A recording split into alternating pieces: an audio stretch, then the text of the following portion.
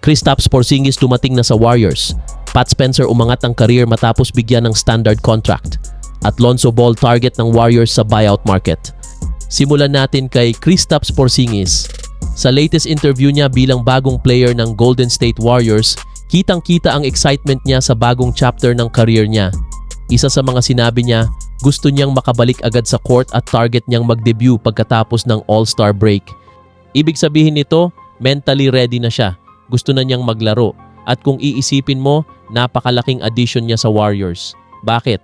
Dahil matagal nang kulang ang Warriors sa isang tunay na stretch big na kayang mag-shoot sa labas, mag-rim protect at magbigay ng size sa loob, at si Porzingis kumpleto doon. Sa interview niya, sinabi niyang excited siya sa system ni Steve Kerr dahil bagay sa playing style niya. Hindi siya yung type ng big man na nakaposte lang.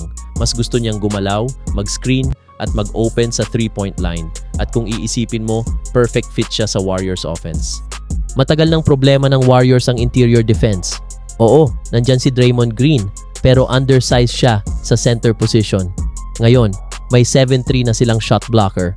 At dito nagiging interesting ang sitwasyon dahil may mga nagsasabi na ang tunay na plano ng Warriors kay Porzingis ay hindi lang para sa season na ito, kundi para maging malaking piraso sa future.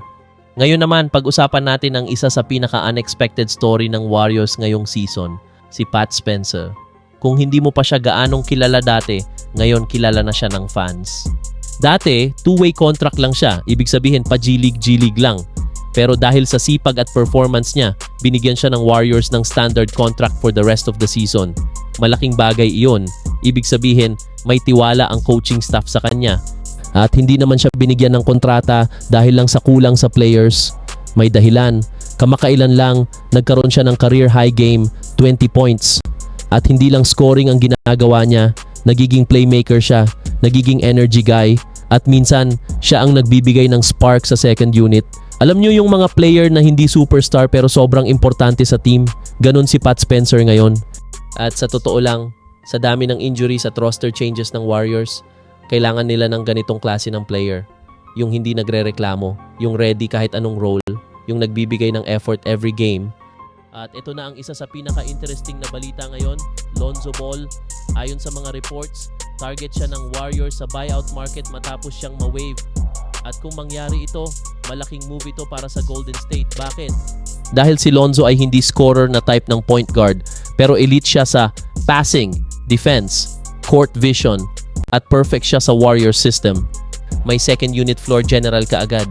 Kaya niyang mag-push ng fast break, kaya niyang maghanap ng open shooters, at kaya niyang magdepensa sa malalaking guards. Low risk, high reward move ito. Pero maging totoo tayo, may risk pa rin. Si Porzingis, galing sa injury. Si Lonzo, may injury history din. Si Spencer, bago pa lang sa big stage. Pero kung mag-work, panalo ang Warriors. Ito yung type ng moves na hindi headline grabbing, pero kapag nag-click, championship level ang epekto. Kaya mga ka-NBA, yan ang tatlong pinakamainit na Warriors news ngayon.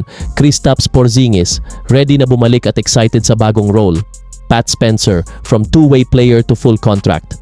Lonzo Ball, posibleng maging bagong target sa buyout market. Tanong ngayon, sa tingin nyo, alin sa tatlong ito ang may pinakamalaking impact sa Warriors? Si Porzingis ba dahil sa size? Si Lonzo dahil sa playmaking? O si Spencer dahil sa hustle? Comment nyo sa baba. At kung bago ka sa channel, huwag kalimutang mag-like, subscribe, at pindutin ang notification bell para updated ka sa araw-araw na NBA news at analysis. Peace out!